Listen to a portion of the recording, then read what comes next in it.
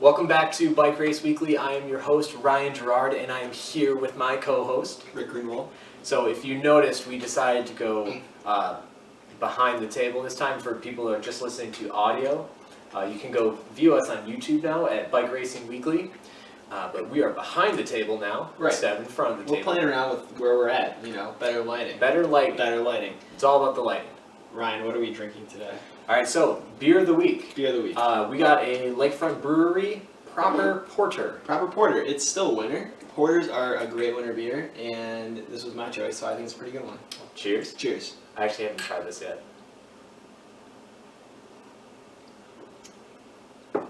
I like that. Pretty good. It's a Lakefront Brewery beer, which is a local-ish beer out of Milwaukee. Since we're in Madison, it's kind of local.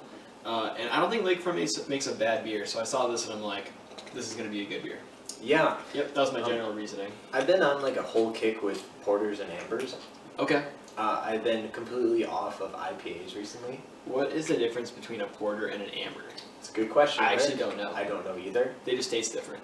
Yeah, they just taste different. They do. I'm kind of over the whole IPA craze. Ooh, hot take. I was a fan of IPAs before they were cool. Oh yeah, what was that? 2010. Well, in 2010 I was in like 8th grade. Oh, okay. So no. Yeah, you're a little younger than I am. But yeah, I feel like they got really big in the last few years, and they've just been so overdone, and they're all the same. So I can tell the difference between the genres of IPA, if it's like a hazy IPA, if it's like a fruity IPA, but for the life of me, I really can't tell between like, this is the Fantasy Factory IPA, and this is the Lakefront Brewery IPA. They all kind of taste just super hoppy to me, so it's good. I like IPAs, but I kind of feel the same way. It's just like they all blend into the same thing, Yeah. Yeah. Do you have I don't think we ever talked about it. Do you have a favorite beer? Oh, yeah, that's a good one. This is gonna sound so basic, but I really like the Three Floyds Zombie Dust, and I say that's basic because that was voted the best beer in America, right? But or was it the best IPA in America? I can't remember. It was one of the two.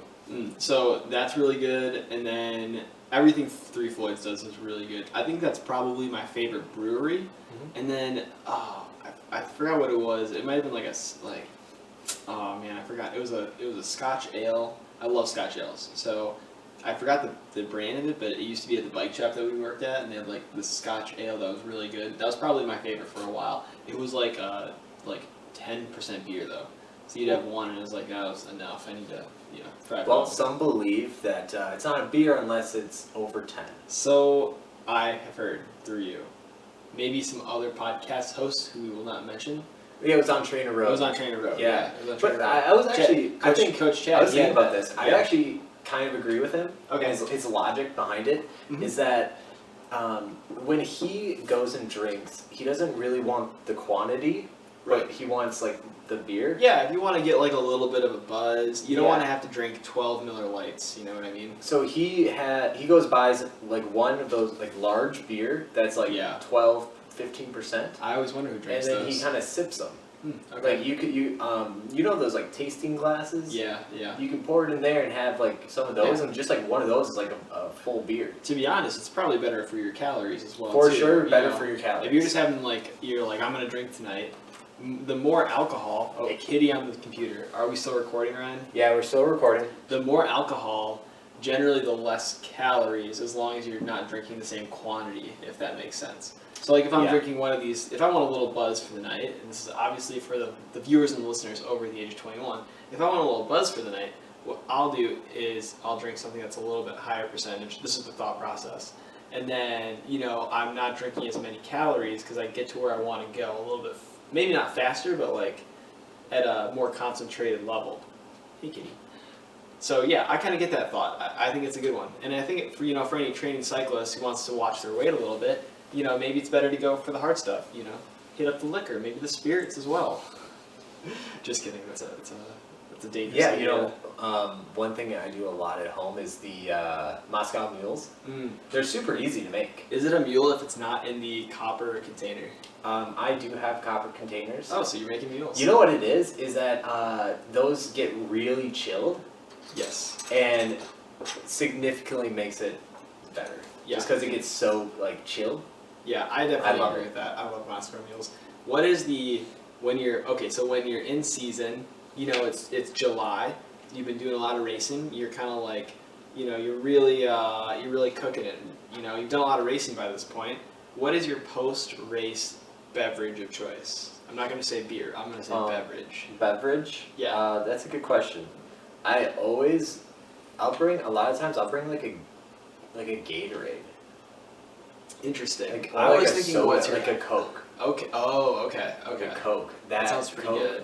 Tastes, Dude, especially Coke I when always it's think like so when hot? it's really hot. Oh, Yeah. yes, Like dude. after I don't know what it is about Coke, but after you're state totally last right. year, after the state road race, when you had like 2 Cokes for me or something, or someone had like just Coke, like cans of Coke with them. Oh yeah, I think Or I just think I give had them some. up. I had some in the cooler for you guys. I think. Perfect. Yeah. That I don't was- even know why I had them. It was phenomenal. Yeah, I don't know how people drink Coke during races. Some people will like take those little mini Cokes. I could do it. You can. Yeah. I mean, I don't know. I guess that seems so like a lot of carbonation. But I do like a nice like soda. A lot of the times Coke, they those- they They let flatten it, right? Yeah, they flatten Yeah. it. There are those they're the Mexican soda. It starts with a J. You can find them at a lot of like smaller Mexican restaurants. Those are awesome. They're like made with real sugar too. If you're into being like a little bit healthier, but those are super good. Multiple cats cats. on the laptop. The viewers can probably see that we have some cats in the camera. We have cats on this We have podcast. cats. Yeah, we let them do what they want. We let them roam. We don't let them go everywhere. But yeah. So, all right. So that's your beverage of choice. But I'm gonna put out a question, which I think is it's something that everybody wants to know, but nobody thinks about a lot. Is when you go to like the big races, I'm talking about like for us, like maybe it's Downer, maybe you're going to the Intelligentsia Cup. Where are the best post-race beers found at? Where are the best post-race breweries? I don't think I've ever really gone to a brewery yet. Well, it doesn't have to be a brewery. For okay. example, I'm gonna say when you're going to the Intelligentsia Cup in Chicago area, you gotta stay till the last day, because the last day is the Goose Island Grand Prix, and there's the Goose Island factory right across from the race. Sure. So you gotta go to the Goose Island factory.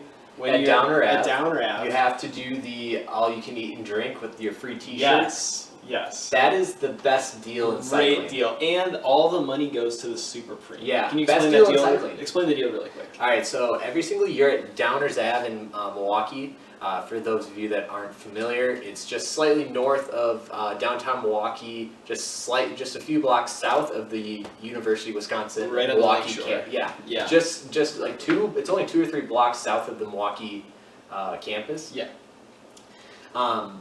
But it's like one of the biggest crit races in the U.S., or at least at one point it was like the biggest race in the U.S. It's a because of the classic. Super Preme. It's a classic, yeah. Which in past years it's been like $10,000. Yeah, I don't know what happened around 2016. It started to get smaller. It's because of U.S. Nationals and the USA Crit Series. Yeah, They always have a started race that planning- same weekend. They started planning right around tow time, so it's kind of been like D2 teams going instead of like D1 teams. Yeah, that makes sense. Yeah, so the Super Premium, the Super Premium, it used to be like, I know when I started going, it was like $6,000 for the Pro Men's Field, and now I think last year it was like $2,000 and $2,000. We got some cats running around again. Sorry, apologies to the listeners if you hear some crinkling. That's cats. It's more cats. So yeah, it was last year I think 2,000 and 2,000, which is like still a pretty crazy Preem. Yeah. You know what was a race that I went to last year that was pretty insane was the Janesville. I think it's the Janesville Grand Prix, and that's hosted downtown Janesville. The course is really cool. It's got an awesome course. It's like almost between a circuit race and a crit course because it's kind of longer. It's almost like they took like 2 separate crit courses and then there's a bridge that kind of connects them, and you basically go in between the 2. So it's a really cool atmosphere, sweet race, and it's insane the amount of money that they give away for Preems. They were giving away $1,000 Preems to the Cat 2-3 fields. They were giving away $1,000 Preems Oh my gosh. like every other lap in the Pro Men's and the Pro Women's field. It was ridiculous. That's what you got to do. Dude, there was people that were flying in for that race. I know there were. I had heard about it. and they were like Wow. cleaning up. Even in like the Masters categories, they were giving away like these insane premiums. The prize money was like bonkers in the pro field and the amateur fields, like insane. So yeah, if I you're should have gonna, done that race. well, you should do it this year. I If you- can't. I don't have the I'm time not gonna off. win the pre-money. I don't know. This year, so if we want to carry that on to a new conversation, Sure.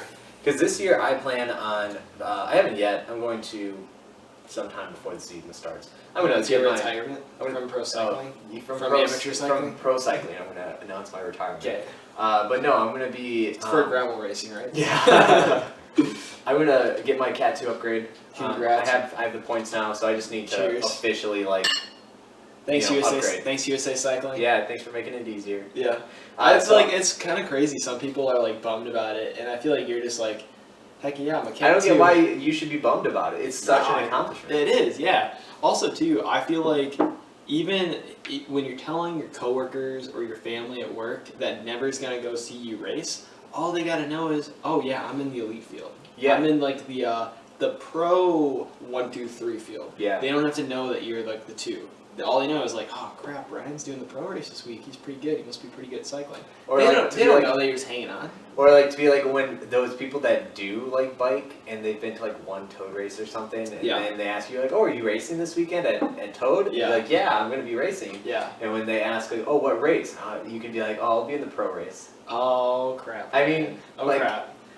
you know, I mean, Okay, I think so the coolest thing when I would like started racing bikes, that I thought like, yeah, eventually like I'll move up and like, yeah, it'll just be like harder and stuff.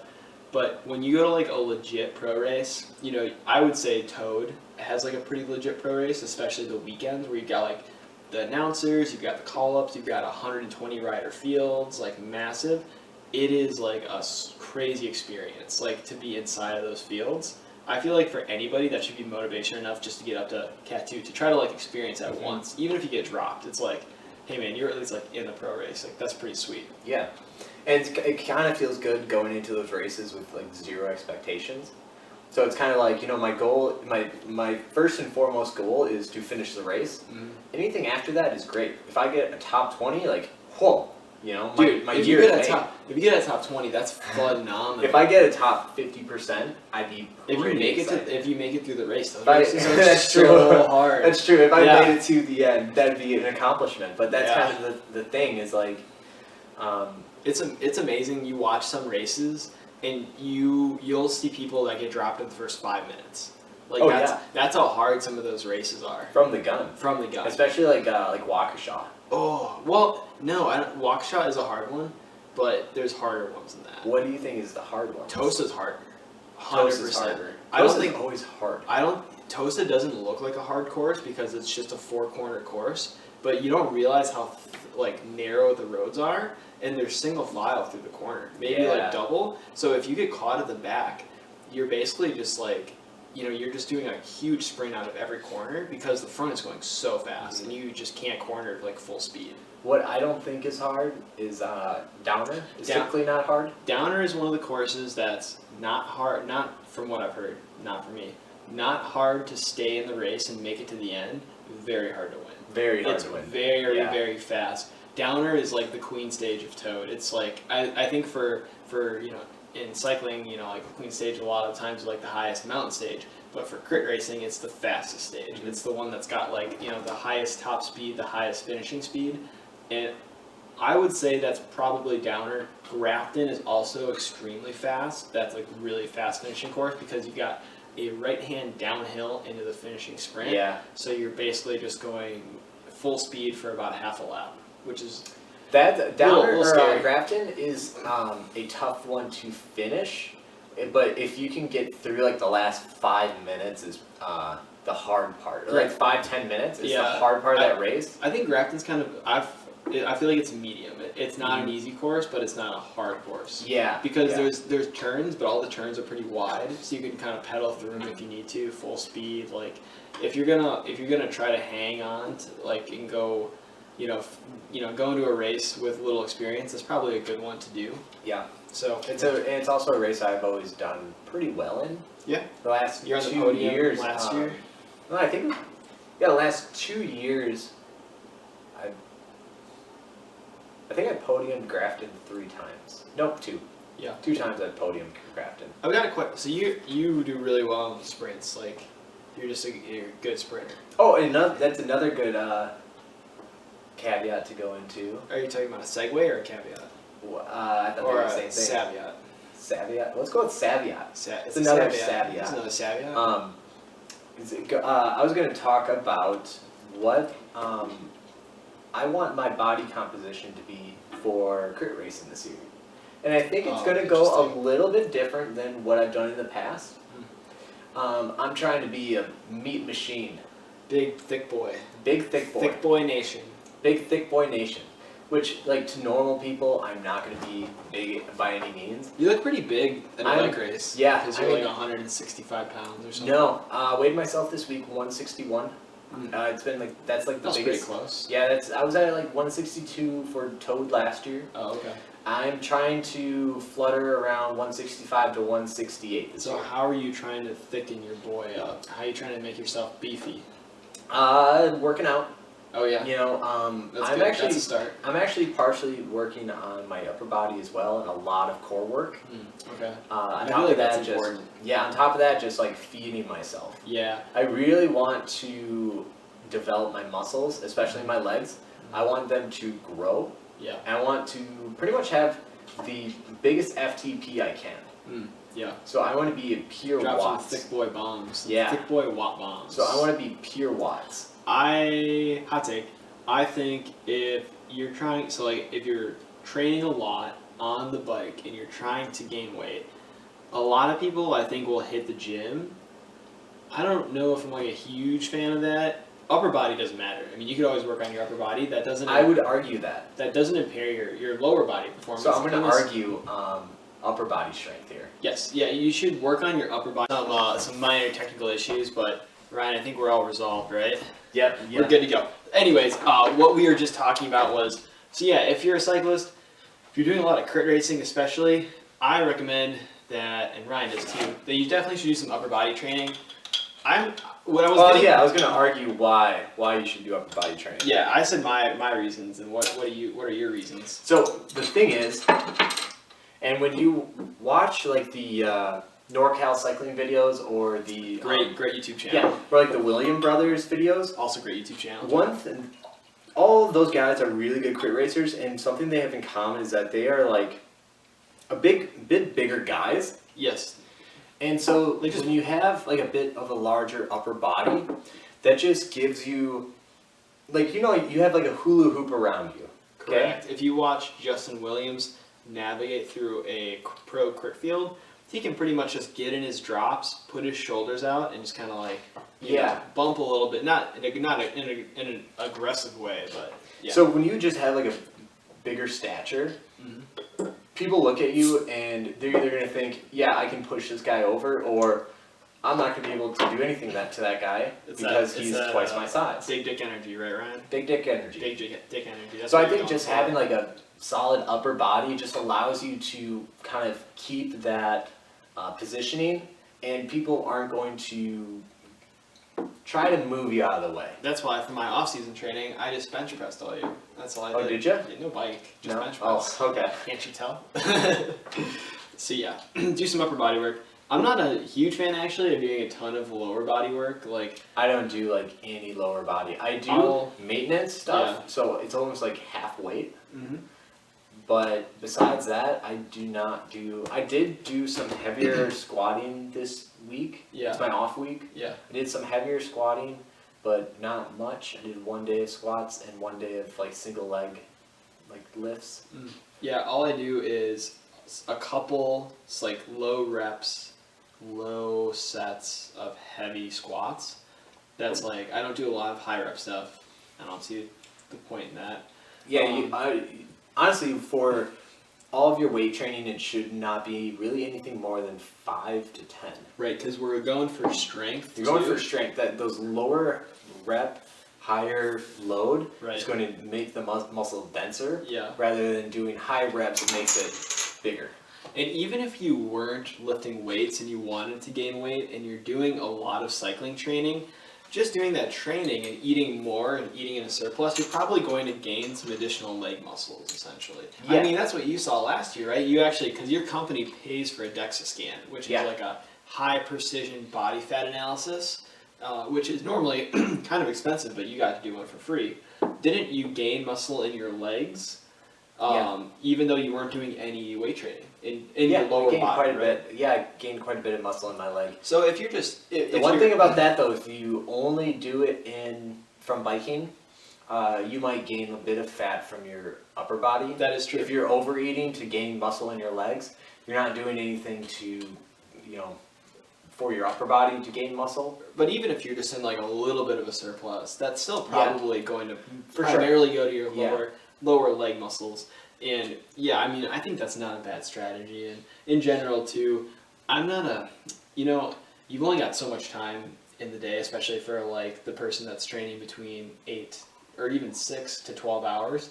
So I'm always a fan of, you're better off probably spending your time just doing more bike training, doing some stretching when you have the time, maybe some yoga if you're into that as well. I'll be honest, I don't do any stretching, and it is something I need to do more of. Yeah, I mean, you don't have to, but I'm just saying, like, you'd probably be better off just focusing on the bike training, and if you want to get a little bit bigger, eat a little bit more, it's probably going to help that you're training at the same time, and just see what happens. And if you start to get a tummy and it's not working for you, maybe you need to do some more upper body work, or maybe you're just, not doing what your body wants you to. And a solution to that, if you don't have the time to go to the gym, or you don't want to pay for a gym For that weight membership, training. yeah, YouTube videos. Yeah, you do a lot of YouTube I do a videos, lot right? of YouTube Yeah. videos. 10-minute abs Nice. on YouTube, but also you can find like 10-minute upper body like workouts, Mhm. and those are excellent.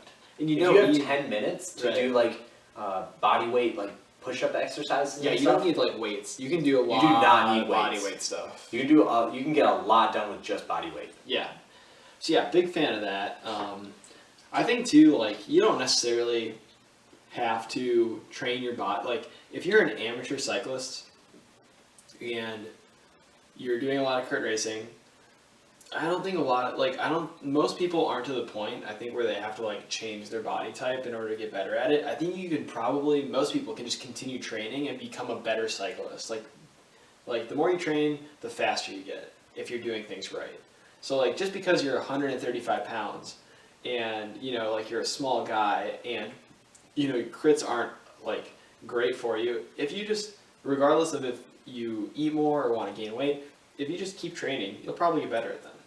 Like sometimes I think the simplest answer is the answer that people don't necessarily want to hear.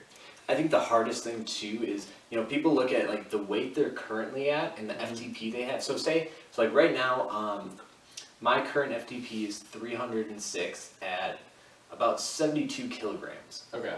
When you do the math, it comes to like 4.3 or something, 4.3 watts per kilogram, something Okay. like that.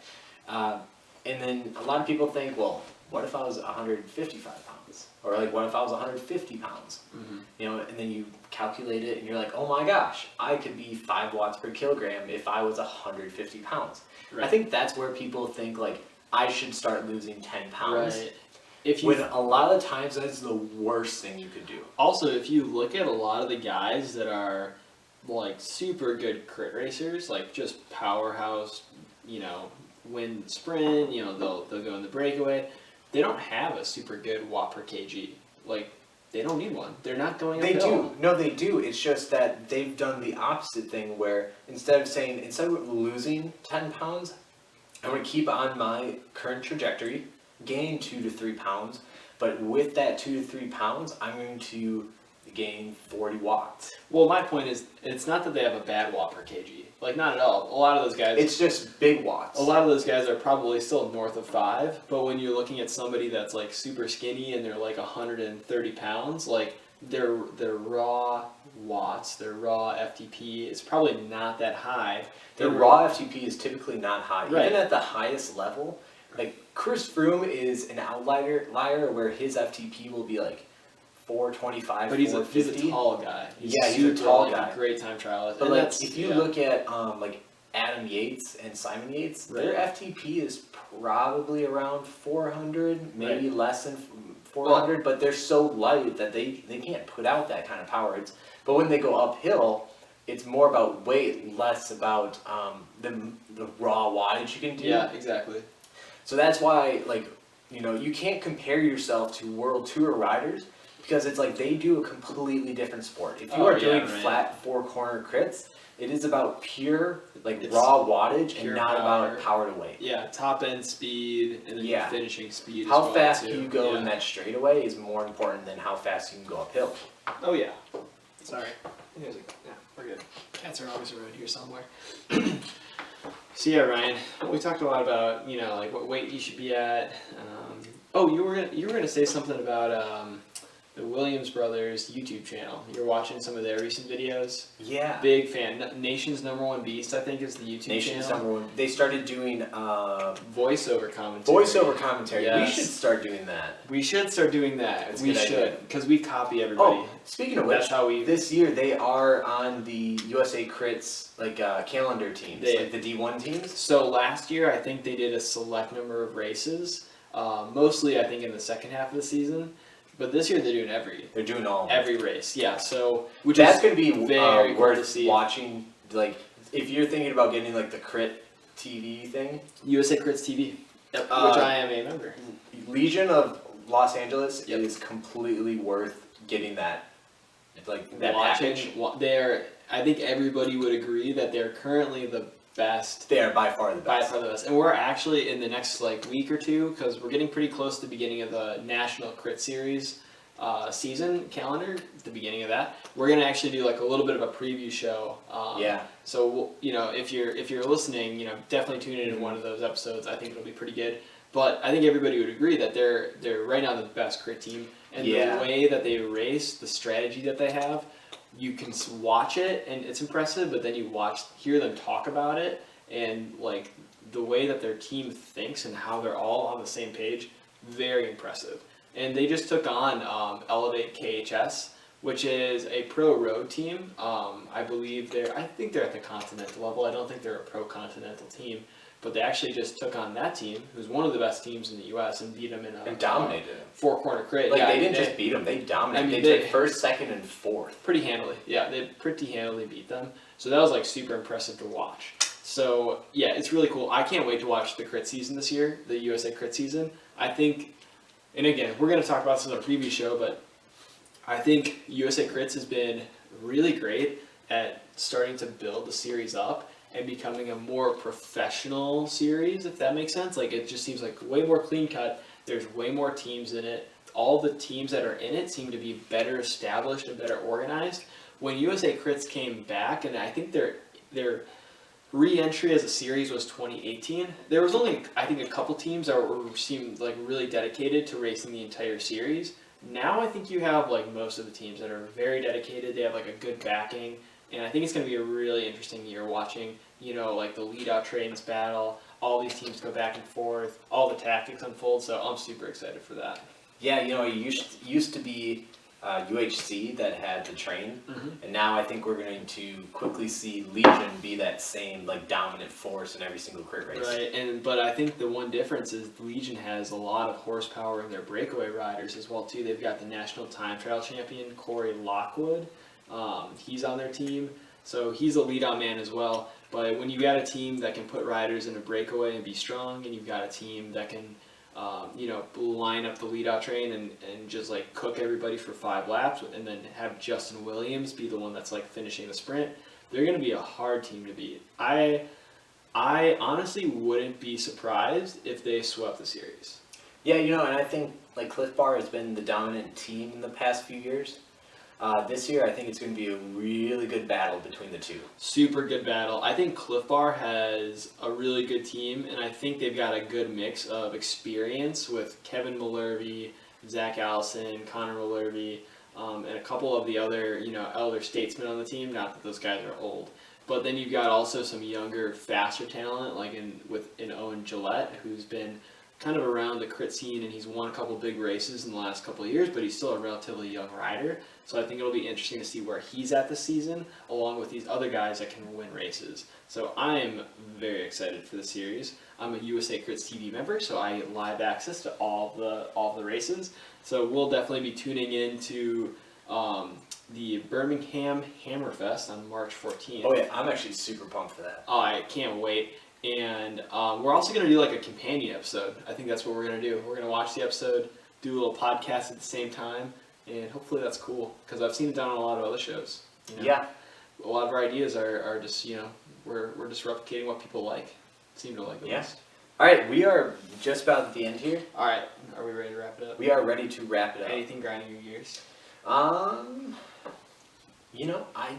don't think so. You know what? One thing that grinds my gears. What grinds your gears? A little bit of a training tip too. All right. I feel like everyone goes from really good structured training in like the winter, because that's all they can do. What else are you gonna do? To then just doing junk miles as soon as it gets warm out. What's wrong with that? What's wrong with riding outside, Ryan? There's nothing wrong with riding You're outside. making it sound like there's something wrong with There's riding just outside. something wrong with going from structured training. I mean, like, what's the point of just doing junk miles when you spend all winter slogging along on your doing intervals and stuff? What's the point of doing intervals? Some people enjoy sunshine, and That's okay. They like to It's ride just outside. What's the point of training all winter if you're going to ruin it when it gets nice out? I wouldn't say ruin it. You just Ruined it. you would. That's how you view it. But I think most people they do something in the winter. Like they just want to stay fit. So they do a training plan, maybe a structured training plan, maybe like Sufferfest videos,